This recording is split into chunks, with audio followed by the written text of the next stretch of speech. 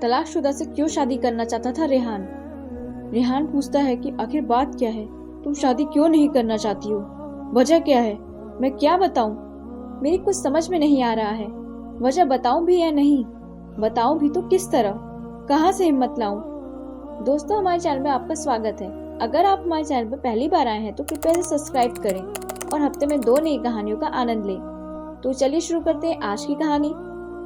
रेहान को मैं क्या जवाब दूं, मुझे कुछ समझ नहीं आ रहा। उसने मुझे मुश्किल में डाल दिया है। मैं दूसरी शादी नहीं करना चाहती, पर वह है कि मेरे पीछे ही पड़ गया है। मुझसे शादी करना चाहता है। मैं दोबारा उन दर्दों को सहन नहीं करना चाहती जो मैं पहले सहन कर चुकी हूँ। अब सब कुछ ठीक ठाक चल रहा है, मेरी जिंदगी सही दिशा में चल रही है। मैं खुश हूँ और मेरी बेटी भी।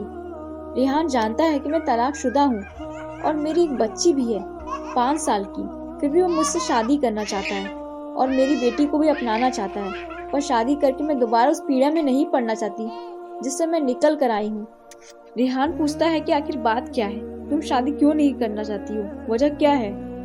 मैं क्या बताऊं, मेरे को समझ में नहीं आ रहा है। वजह बताऊं भी या नहीं, और बताऊं भी तो किस तरह, कहाँ से हिम्मत लाऊं। क्या इन दागों के बारे में उसे बता दूं। दाग, हाँ ये दाग हैं जो मिटने का नाम ही नहीं ले रहे। अब तक ये दाग दहक रहे हैं यहाँ मेरे सीने पर। मैं पहली शादी भी नहीं करना चाहती थी उन्हीं दागों के चलते, पर मेरी अम्मी नहीं मानी, मेरे पीछे ही पड़ गई। वे समझाती, बेटी शादी के बिना एक औरत अधूरी है, शादी के बगैर उसकी जिंदगी जहन्नुम बन जाती है। तू शादी कर ले, तेरे दोनों भाइयों का क्या भरोसा, तुझे कब तक सहारा देंगे। अभी तेरी भाभीियों का मिजाज बढ़िया है, आगे चलकर वे भी तुझे बोझ समझने लगी तो। पर ये दाग, मैं अम्मी का ध्यान दागों की ओर दिलाते हुए कहती, अम्मी इन दागों को क्या करूं मैं, ये तो मिटने का नाम ही नहीं लेते, ऊपर से दहकने लगते हैं समय समय पर। फिर भी आप कहती हैं कि मैं शादी कर लूं। क्या ये दाग छिपे रहेंगे, क्या ये दाग मेरे शौहर को दिखाई नहीं पड़ेंगे। अम्मी चुप्पी साध दी, फिर रोने लगती हैं। बेटी इनका जिक्र मत किया कर, ये दाग है तो तेरे सीने पर, मगर जलन मुझे भी देते हैं। तो आप ही बताइए कि इनके राह रहते मैं कैसे शादी कर लूं। नहीं बेटी, तू शादी जरूर कर, तुझे मेरी कसम, मेरी जिंदगी की यही तमन्ना है। आखिर मैं हार गई। मैंने शादी के लिए हाँ कर दी और मेरी शादी धूमधाम से हो गई आरिफ के साथ। पहली रात को मुझे देखकर आरिफ की खुशी का ठिकाना नहीं रहा। आरिफ मुझसे कस्में वादे करने लगे, जहान भर की खुशियां लाकर मेरे कदमों में रख देने को बेताब हो उठे। आरिफ को खुश देखकर मैं भी खुश हो गई, पर मेरी खुशी कुछ पलों की थी। शादी के दूसरे ही दिन जब मैं आरिफ की बाहों में थी और ये मुझे चांद सितारों की सैर करा रहे थे, अचानक जमीन पे आ गिरे धड़ाम से और करवट बदल ली। मुझे कसमसाहट सी हुई। क्या बात हुई, क्यों हट गए। मैंने आरिफ को अपनी बाहों में भरना चाहा तो आरिफ ने झड़क दिया और दूर जा बैठे। क्या बात है, आप नाराज क्यों हो गए, ये दाग कैसे हैं। ओह, मुझे होश आया। मेरी नजर मेरे सीने पर गई, मैं दहल गई। मैंने उसे दुपट्टे से ढक लिया। कैसे हैं ये दाग, बहुत खराब लग रहे हैं, सारा मूड चौपट कर दिया। किस तरह के हैं ये दाग। मैं आरिफ को अपने आगोश में लेते हुए बोली, ये दाग चाय के हैं। चाय के? जी, मैं छोटी थी, यही तकरीबन 5 साल की, मेरे सीने पर खौलती हुई चाय गिर गई थी। पूछो मत, मैं तड़प कर रह गई थी। इनका इलाज नहीं हुआ था? इलाज हुआ था और ये तकरीबन ठीक भी हो गए थे। पर क्या? एक दिन इन जख्मों पर मैंने एक क्रीम लगा ली थी, तभी से ये दाग सफेदी में बदल गए। बहुत इलाज करवाया मगर सफेदपन गया ही नहीं। कहीं ये दाग वे दाग तो नहीं जिसका ताल्लुक खून से होता है। न बाबा न, वे वाले दाग नहीं है जो आप समझ रही है, तो जले के निशान है। मैं आरिफ को अपने आगोश में भरकर चूमने लगी। आरिफ भी मुझे प्यार देने लगे। अभी कुछ देर ही हुई थी कि उनका हाथ मेरे सीने पर आ गया और उनका मूड फिर खराब हो गया। वे दूर हट गए और मुझसे दूर ही रहने लगे। मैं कोशिश करते करते हार गई। वे मेरे करीब नहीं आते। एक ही छत के नीचे हम दोनों अजनबियों की तरह रहने लगे। वे मुझसे नफरत तो नहीं करते थे, पर मोहब्बत भी नहीं। मुझे रुपए पैसे भी देते थे, पर प्यार नहीं। जब भी प्यार देने की कोशिश करती तो दूर हट जाते। फिर सुबह मेरे हाथ से चाय भी नहीं लेते। चाय का नाम सुनकर उन्हें मेरे सीने के दाग याद आ जाते, मन उचट हो जाता। इसी बीच मुझे एहसास हुआ कि मेरे अंदर कोई नन्हा वजूद पनप रहा है। मुझे खुशी हुई, पर आरिफ को नहीं। उन्होंने एक फैसला लिया था, वह था मुझे तलाक देने का। उन्होंने मेरी कोख में पनप रहे वजूद को तहस नहस करवाना चाहा। मुझे रजामंद करने में पूरी ताकत झोंक दी, पर मैं नहीं मानी और जीती रही इस वजूद के सहारे। आखिरकार उस वजूद ने दुनिया में आंखें खोली। मेरा सूनापन कम हो गया। मैं इस वजूद से हंसने बोलने लगी, अपने गम को भूलने की कोशिश करने लगी। धीरे धीरे मेरी बेटी मेरी सहेली बन गई। अभी मेरी बेटी 2 साल की ही हुई थी कि यह हादसा हो गया। मैं अपने मायके में आई हुई थी। मेरे बड़े भाई के लड़के का अकीका यानी मुंडन था। आरिफ भी आए हुए थे। रात को खाना खाने के बाद आरिफ की आदत है पान खाने की। उस रात वे मेरे मोहल्ले की एक पान की दुकान पर पान खाने पहुंचे तो मेरी जिंदगी में मानो कयामत सी आ गई। वही पान की दुकान पर आरिफ ने मेरे बारे में सुना क्या, रंजिशन उन्हें सुनाया गया मेरे बारे में। मैं बातें सुनकर वे चकरा गए। गिरते पड़ते हुए घर वापस आए तो उनके चेहरे को देखकर मैं भाग गई कि हो न हो कोई अनहोनी हुई है। मैं उनके पास पहुंची, पूछने लगी क्या बात है। आरिफ कुछ नहीं बोले। मेरे घर चुपचाप ही रहे, गुमसुम। पर दूसरे दिन घर आकर कोहराम मचा दिया। ऐसा कोहराम कि पास पड़ोस के लोग इकट्ठा हो गए। मस्जिद के पेश इमाम साहब, मदरसे के मौलाना और मुफ्ती जैसे बड़े लोग बुलाए गए और मेरे घर से मेरे वालिद साहब व दोनों भाई भी। बेचारी अम्मी भी रोती पीटती हुई आई। अम्मी को देखते ही मेरी आंखों से आंसू झरझर बहने लगे। अम्मी ने मुझे गले से लगा लिया। समझ गई कि क्या हुआ होगा। बाहर घर के सामने चबूतरे पर पूरी पंचायत जमा थी। मौलाना साहब मेरे ससुर से बोले, हाजी साहब आपने हम सबको क्यों याद किया है, क्या बात है। मेरे ससुर ने अपना चेहरा झुका लिया, कुछ बोल नहीं पाए। मौलाना साहब ने दोबारा पूछा, आखिर बात क्या है हाजी साहब। मेरे ससुर ने अपना चेहरा धीरे से ऊपर उठाया और आरिफ की ओर संकेत किया, इससे पूछिए, पंचायत इसने बुलाई है, मैंने नहीं। अब मौलाना साहब ने आरिफ से पूछा, आरिफ बेटा बात क्या है, क्यों जहमत दी हम लोगों को। आरिफ बड़े अदब से खड़े हुए और बोले, मौलाना साहब मेरे साथ धोखा हुआ है, मुझसे झूठ बोला गया है। मस्जिद के पेश इमाम साहब बोले, बेटा किसने तुम्हें धोखा दिया है, किसने तुमसे झूठ बोला है। आरिफ तैश में बोले, मेरी बीवी ने मुझसे झूठ बोला है और धोखा दिया है, मेरे ससुराल वालों ने भी। मुफ्ती साहब बोले, अरे बेटा तुम्हारी बीवी ने तुमसे क्या झूठ बोला है, ससुराल वालों ने तुम्हें कैसा धोखा दिया है। हजरत ये बात आप मुझसे नहीं मेरी बीवी से पूछिए। पूरी महफिल में सन्नाटा पसर गया। मेरे अब्बू अम्मी और भाइयों के ही नहीं, मेरे ससुर का चेहरा भी शर्म से झुक गया। मेरी अम्मी तड़प उठी। पर्दे के पीछे खड़ी मैं सिसक पड़ी। मुफ्ती साहब बोले, बताओ बेटी क्या बात है। मैं जोर जोर से रोने लगी।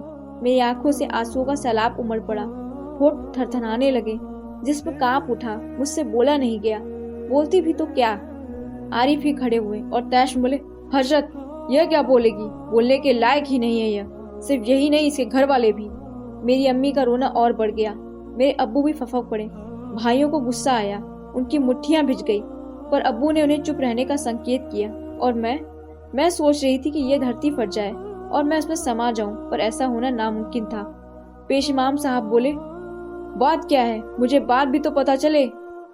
मेरी बीवी के सीने पर दाग हैं, उजले उजले चर्बी जैसे दिखाई पड़ते हैं। नजर पड़ते ही मुझे घिन आती है। आरिफ पंचायत में दोबारा सन्नाटा छा गया। आरिफ बोलते रहे, यह बात मुझसे छिपाई गई है, हम लोगों को यह बात नहीं बताई गई। इतना कहकर आरिफ थोड़ी देर शांत रहे, फिर बोले, और जब मुझे इसकी जानकारी हुई तो मुझे मेरी बीवी ने बताया कि ये दाग चाय के हैं। जबकि क्या? एक साथ कई मुंह खुले, जबकि ये दाग तेजाब के हैं। पंचायत में खलबली मच गई। आरिफ ने आगे बताया, कल मैं खैराबाद अपने ससुराल में था। वही एक पान की दुकान पर मैंने 2 लड़कों को आपस में बात करते सुना। मैं नहीं जानता था कि वे लोग कौन थे। उनमें से एक ने दूसरे से पूछा था कि यार उस लड़की का क्या हुआ। दूसरा बोला था कि कौन सी लड़की। पहला लड़का बोला था कि वह हाजी अशरफ साहब की लड़की जिस पर एसिड अटैक हुआ था। दूसरा लड़का बोला, अरे उसकी तो शादी हो गई, 2-2.5 साल हो गए, अच्छा शौहर पाया है उसने। इतना सुनना था कि मेरे होश उड़ गए। आगे उन लोगों ने क्या बातें की मैं नहीं जानता, लेकिन हजरत मैं ये जानता हूँ कि मैं कहीं का नहीं रहा। पहले तो किसी तरह एक साथ बसर हो रही थी, मगर अब हम साथ नहीं रह सकते। मुझे इस झूठी औरत से निजात दिलाएं। आर्य अपनी बात पूरी करके बैठ गए। पंचायत में कानाफूसी होने लगी। थोड़ी देर बाद मुफ्ती साहब बोले, हाजी साहब आप कुछ बताएंगे, क्या मामला है, हमें कुछ समझ नहीं आया। एसिड अटैक कब और क्यों? मेरे अब्बू हिम्मत करके खड़े तो हुए पर थरथर कांपने लगे। उनसे बोला नहीं गया। अम्मी ने भी बोलना चाहा, उनसे भी नहीं बोला गया। बस खड़ी खड़ी रोती रही। आखिर में मैं खड़ी हुई। मेरे घर वाले धोखेबाज है या नहीं मैं नहीं कह सकती। हाँ, मैं ये जरूर कह सकती हूँ कि मैं झूठी हूँ, मैंने झूठ बोला है। मुझे साफ साफ बता देना चाहिए था इन दागों के बारे में। मैं बताना चाहती थी मगर मुझे कोई सूरत नजर नहीं आ रही थी। सुन रहे हैं ना आप? मैं बोली, आरिफ ने खड़े होकर बड़े गुस्से में कहा, यह और इसके घर वाले बड़े ही लच्छेदार बातों में उलझा देते हैं, झूठ पर झूठ बोलते हैं, झूठे बात धोखेबाज कहीं के। मुफ्ती साहब बोले, आरिफ खामोश रहिए, अदब से पेश आइए। आरिफ सटपटा कर बैठ गए। मुफ्ती साहब ने मुझसे पूछा, बेटी दाग का राज क्या है, बताएंगी आप? मैं फफक पड़ी। ऐसा लगा जैसे दाग दहक उठे, जलन पूरे शरीर में दौड़ गई। मैं बोली, मैं उस वक्त 11वीं जमात में पढ़ती थी। एक हिसाब से दुनिया जहान से अनजान थी। मैं Abul Kalam Azad girls inter college में रोजाना अपनी चचेरी बहन के साथ पढ़ने जाया करती थी। मेरी चचेरी बहन भी उसी स्कूल में पढ़ाया करती थी। इतना कहकर मैंने थोड़ी सी सांसें भरी और दोबारा कहना शुरू किया, मेरी चचेरी बहन की शादी जिस आदमी से हुई थी वह ठीक नहीं था। जुआरी शराबी था, उनको मारता पीटता भी था, इसलिए उन्होंने तलाक लेना चाहा था। वह शख्स तलाक देने के लिए राजी नहीं हुआ। बहन बेचारी मायके में बैठी रही और कॉलेज में पढ़ाने लगी। मैंने फिर थोड़ा दम लिया और आगे बोली, हर दिन की तरह उस दिन भी हम लोग खुशी खुशी कॉलेज जा रहे थे। हम लोग कॉलेज पहुंचने ही वाले थे कि मेरी बहन ने मेरा हाथ पकड़कर मुझे अपनी तरफ खींचा और चिल्लाते हुए बोली, भागो भागो। मैंने देखा सामने वही जालिम शख्स खड़ा था। वो पहले भी 1-2 बार बहन के सामने आ चुका था, उनका रास्ता रोक चुका था, उन्हें जबरदस्ती अपने घर ले जाना चाहा था। हमने सोचा कि वह आज भी वही हरकत करेगा, सो हम दौड़ पड़े। बहन आगे आगे दौड़ रही थी और मैं उनके पीछे पीछे। मुझे पीछे छोड़ता हुआ वह शख्स बहन के पास तक पहुंच गया। उसने एक हाथ से बहन का नकाब खींच लिया। बहन को ठोकर लग गई, वो सड़क पर गिर पड़ी। उस जालिम ने झोले से तेजाब की बोतल निकाली और उसका ढक्कन खोलकर एक झटके में उनके चेहरे पर उड़ेल दिया। मैं भी तब तक उनके करीब पहुंच चुकी थी। तेजाब के छींटे मेरे चेहरे पे तो नहीं पड़े, हाँ मेरे सीने पर जरूर आ पड़े। मेरा सीना झुलस उठा, मैं गश खाकर गिर पड़ी। जब मुझे होश आया तो मैं अस्पताल में थी। मैंने बहन के बारे में पूछा तो पता चला कि उनकी मौत तो अस्पताल में पहुंचते पहुंचते हो गई। मेरी दुख भरी कहानी सुनकर पूरी पंचायत में खामोशी छा गई। अजब तरह की खामोशी। 90% लोग की हमदर्दी मेरे साथ थी, पर फैसला मेरे हक में ना रहा। फैसला रहा आरिफ के हक में। मेरे घर वालों के सच्चाई छिपाने और मेरे झूठ बोलने की वजह से मेरा तलाक हो गया। मैं अपने घर वालों के साथ मायके चली आई। आरिफ ने बच्ची को लेने में कोई दिलचस्पी नहीं दिखाई। यह मेरे लिए अच्छी बात हुई। मैं अपनी बच्ची के बगैर एक पल भी जिंदा नहीं रह पाती। मैं बीएड तो पहले से ही थी और टीईटी भी। अभी जब 1 साल पहले सहायक अध्यापकों की जगह निकली तो मेरा उसमें सिलेक्शन हो गया। यही 10 किलोमीटर की दूरी पर मेरी एक प्राथमिक विद्यालय में पोस्टिंग भी हो गई। वही मेरी मुलाकात रेहान से हुई। रेहान पास ही के एक माध्यमिक स्कूल में सहायक अध्यापक है। जब से मुझे देखा है अपने अंदर मोहब्बत का जज्बा पाले बैठा है। मुझसे मोहब्बत का इजहार भी किया है और शादी की इच्छा भी जाहिर की है।